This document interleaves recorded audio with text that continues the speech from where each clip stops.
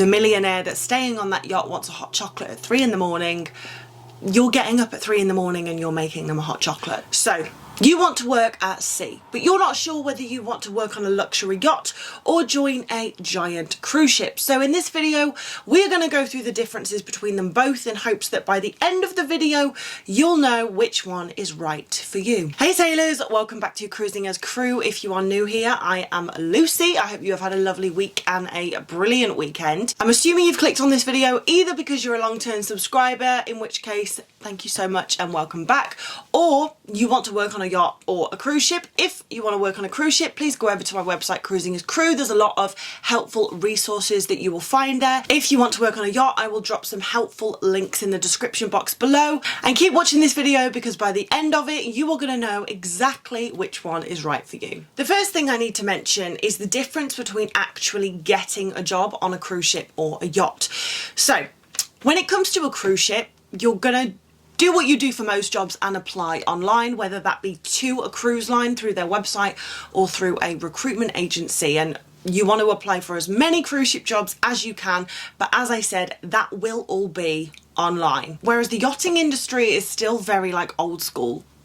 You can apply online. There's definitely a lot of Facebook groups, a lot of forums, recruitment agencies online that you can apply to, but a really popular way if you are completely new to sea, as in you've never worked at sea before, is to go dock walking, which is actually where you walk up and down a dock full of yachts and you hand your CV out to people who are already working on those yachts. I'm pretty sure I've mentioned this before, but about 2 years ago my friend really wanted to work on yachts, so we went to Marbella and we spent the day dock walking and just handing out her CV to various yachts so she could get a job. It's quite nice because you get to meet the people in person, but this does mean that getting a job on a yacht is most likely going to end up being more expensive than getting a job on a cruise ship, because 9 times out of 10 you are going to have to move to a yachting hub like Mallorca or somewhere in Florida to be able to go dock walking and stay there for a lengthy period of time until you actually get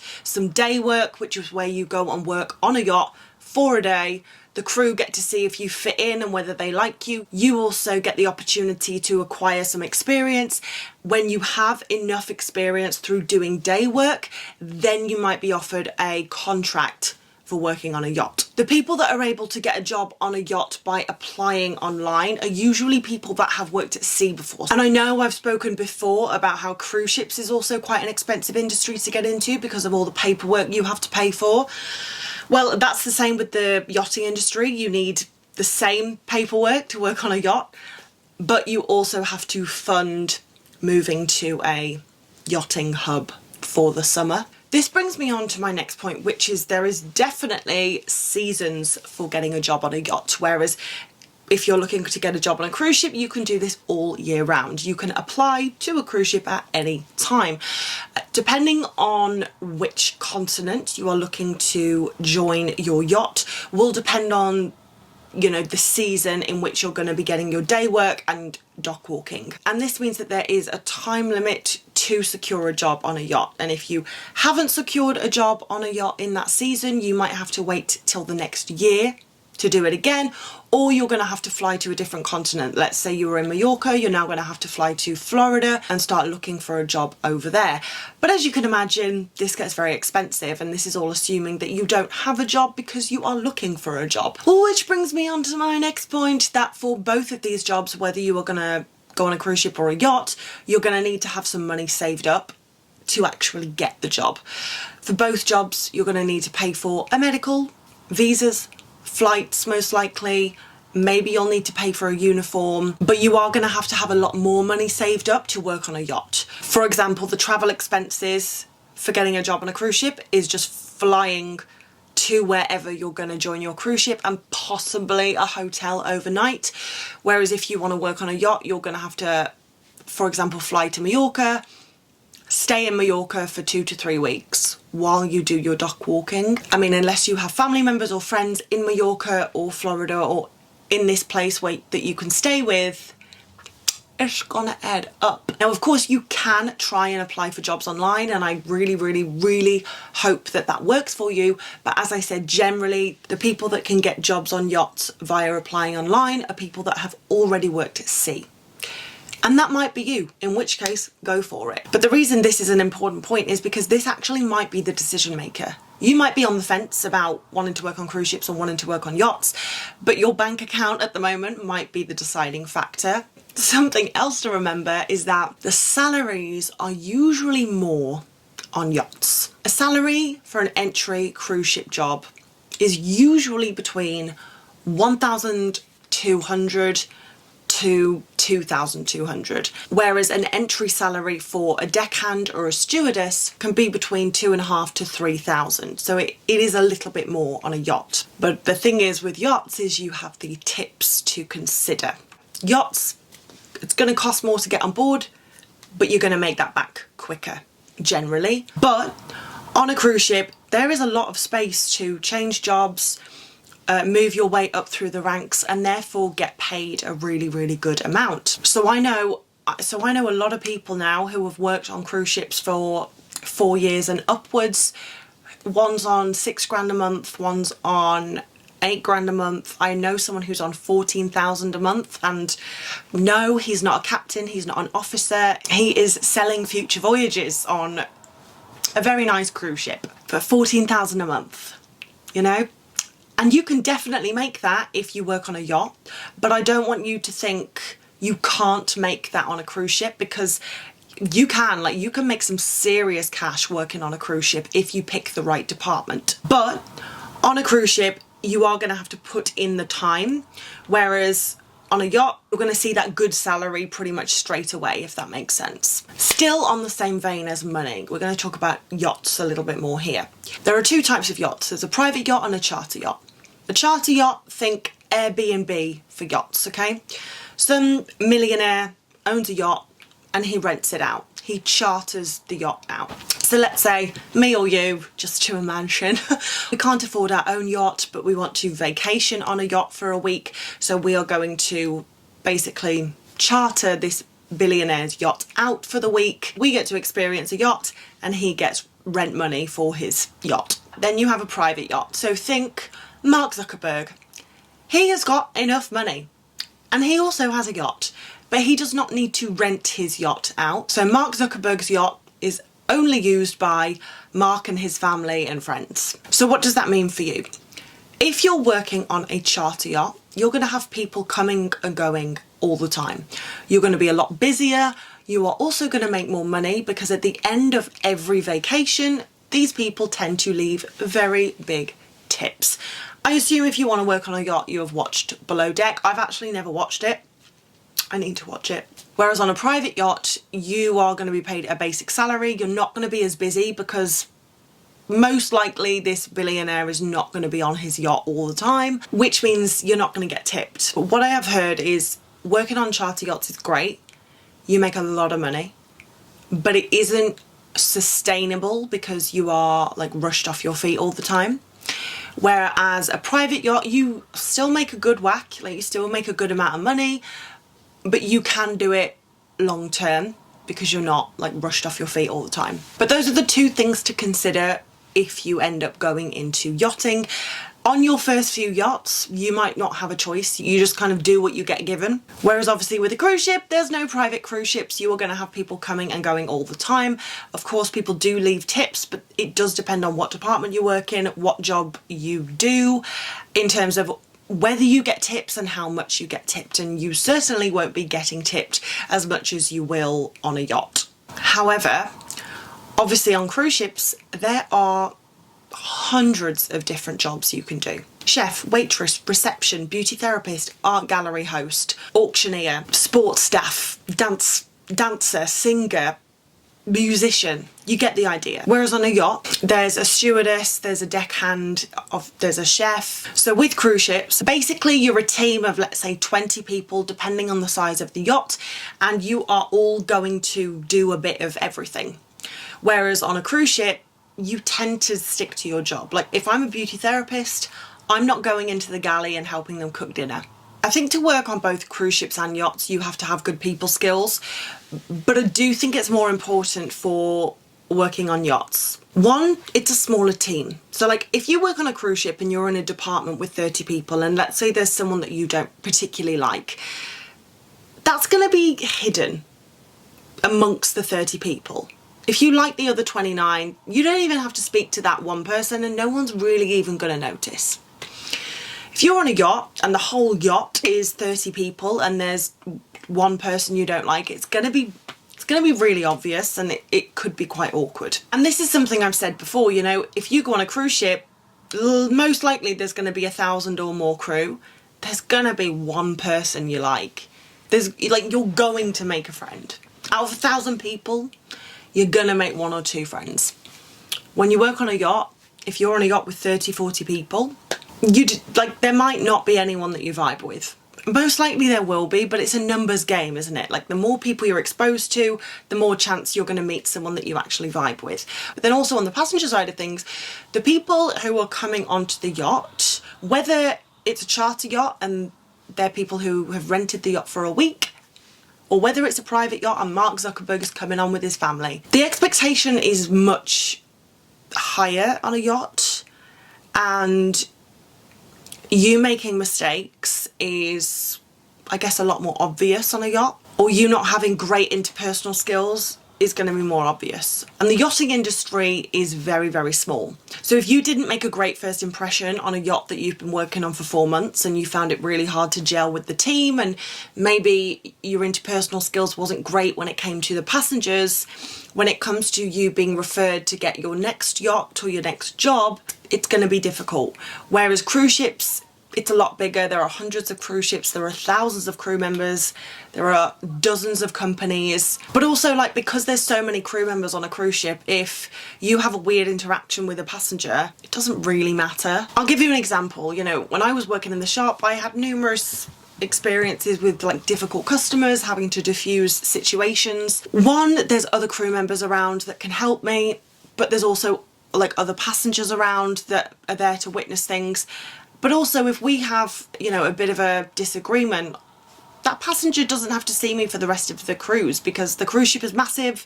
They can literally go anywhere else that I'm not if I'm working in a shop. Whereas if you're on a yacht and you have a disagreement with one of the people staying on board, you are going to have to see them constantly during that week, and you're maybe one-on-one service with that person. So your ability to, you know, bite your tongue and get over things fast, move on, diffuse situations, has got to be really, really, really good to work on a yacht. And I'm not saying that, you know, you're going to have difficult situation after difficult situation on a yacht.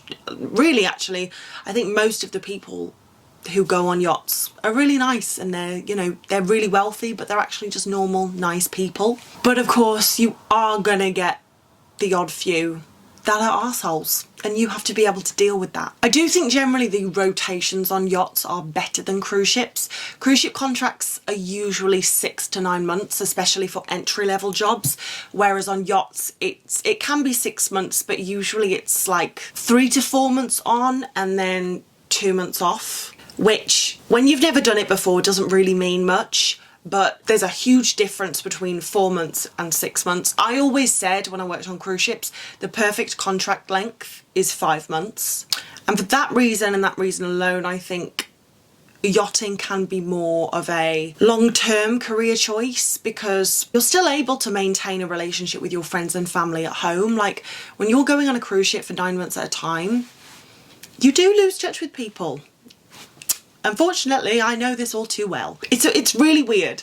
But then, depending on what job you do on cruise ships, the contracts do get shorter. So like officers, for example, some do 3 months on, some do 4 months on, 2 months off. But entry-level jobs, the yachting schedule is definitely better. Whether you work on cruise ships or whether you work on a yacht, you are going to work really, really long hours. But something to bear in mind is that yachts aren't as regulated.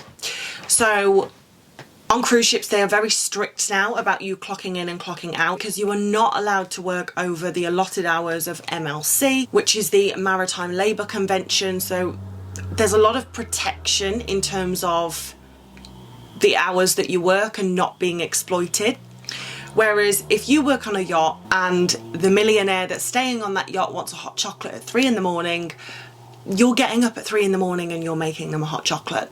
Do you know what I mean? And that's the thing with yachts, because they are privately owned, there is a lot less regulation in terms of hours, in terms of how you are treated. Also in terms of drugs. I can't tar everyone with the same brush. I am not saying that on every yacht everyone is doing drugs, because I don't know that. But from what I've heard, it is quite a drug-friendly environment, you know. Some of the crew do it, some of the guests do it. Again, not all the crew, not all the guests.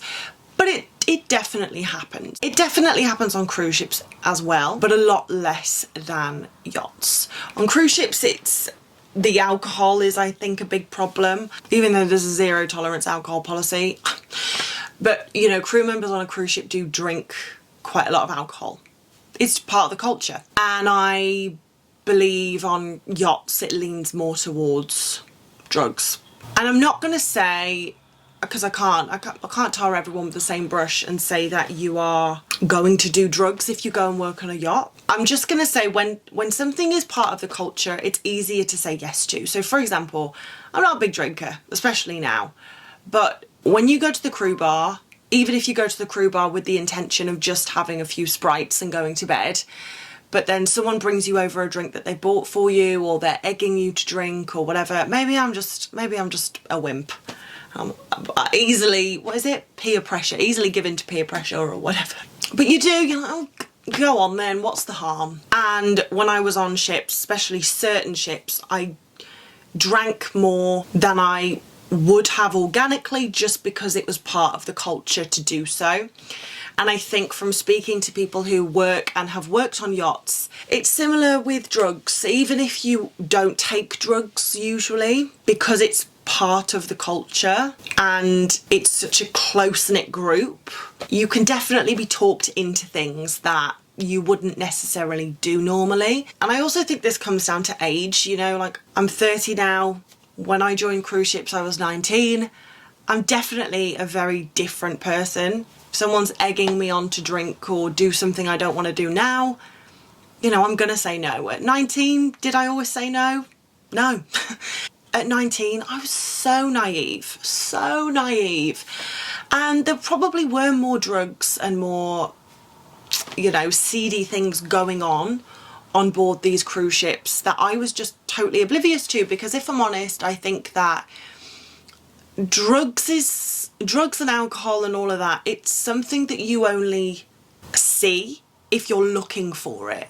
Like, probably shouldn't say this online, but like I've been around people that are high before on various things and I didn't even notice.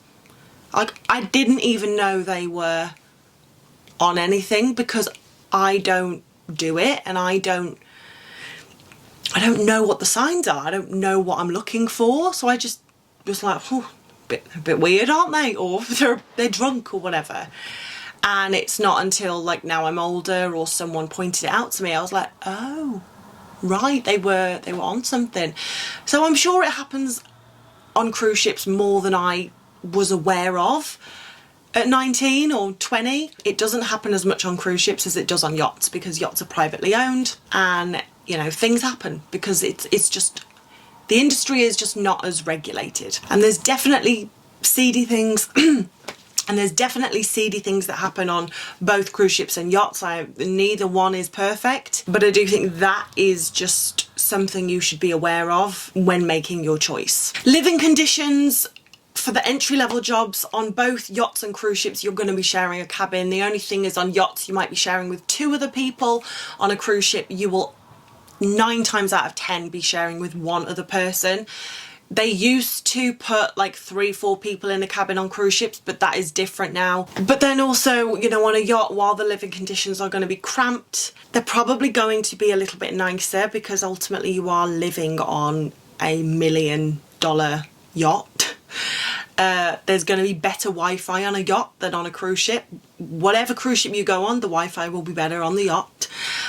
Also, when you work on a cruise ship, the mess, the galley, whatever you want to call it, is only open at certain times of the day, and you eat what there is. Whereas on a yacht, you can go into the mess and the galley, from what I understand, at any time of the day.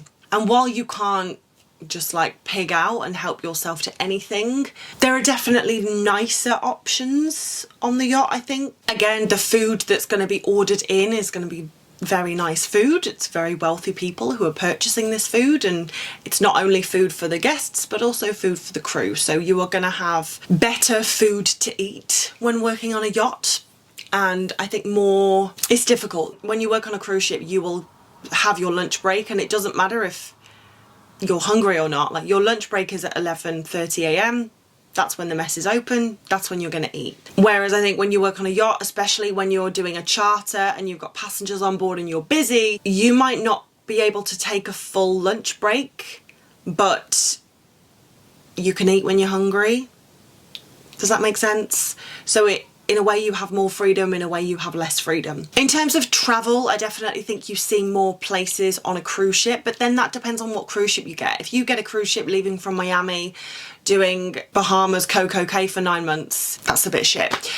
But then, you know, if you're like me and you get really lucky with your itineraries, you might be going to Alaska and then to Hawaii and then to Australia and then to New Zealand, and maybe you'll get on another ship that goes to Dubai and then Miami. Whereas a yacht, it depends on the size of the yacht. It's probably not going to travel as far. Again, if you're on a charter, you're not really going to get the chance to get off the yacht and see the places. You're going to be working all the time.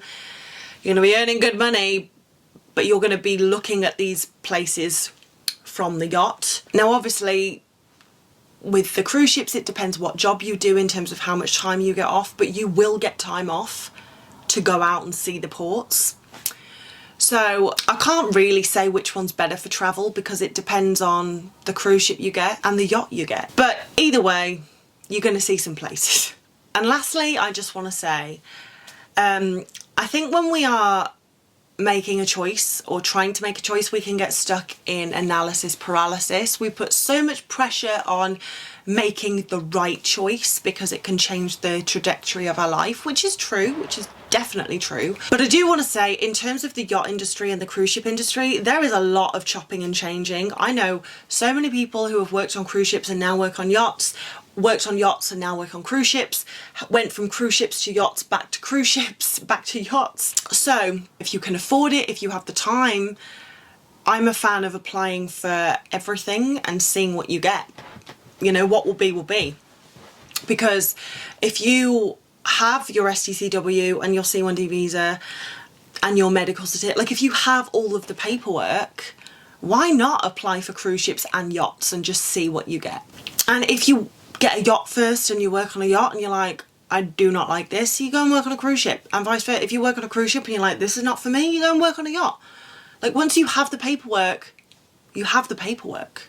You can work at sea. If you want to work on a cargo ship, like, that's something we haven't covered, but you can. Yeah, just apply for everything. Like, I think people, and I'm not on my high horse here, I'm definitely guilty of this, can limit themselves and be like, I want to work in the art gallery on cruise ships and that is all I am going to apply for. So you end up applying for one recruitment agency with one cruise line. And I always say this to people who message me and they're like, I want to work on a cruise ship, you know, help me. Like, apply for everything. Apply for every cruise line, apply for every recruitment agency, apply for yachts, go on Facebook groups, like go on LinkedIn. Like, don't limit yourself. I know it can be difficult, and especially working at sea, it's still a really fuzzy industry to get into, so that is why I'm here. Well, it's not why I'm here, but I can definitely help you out if you want some help. But anyway, guys, thank you so much for watching. I really hope you have found this video helpful. If you have, let me know in the comments. I'm sure there's things that I have left out. I think I've mentioned most, but if I've missed something, again, put it in the comments. Or any questions, you can send me an email at cruisingascrew.com or come over to Instagram and I'll be happy to help. But yeah, it's really exciting. Whichever one you go for, it's going to be great. But please subscribe if you haven't already. If you are still here, it means the world to me that you have watched to the end. I really appreciate it. And as always, guys, I will see you in the next video.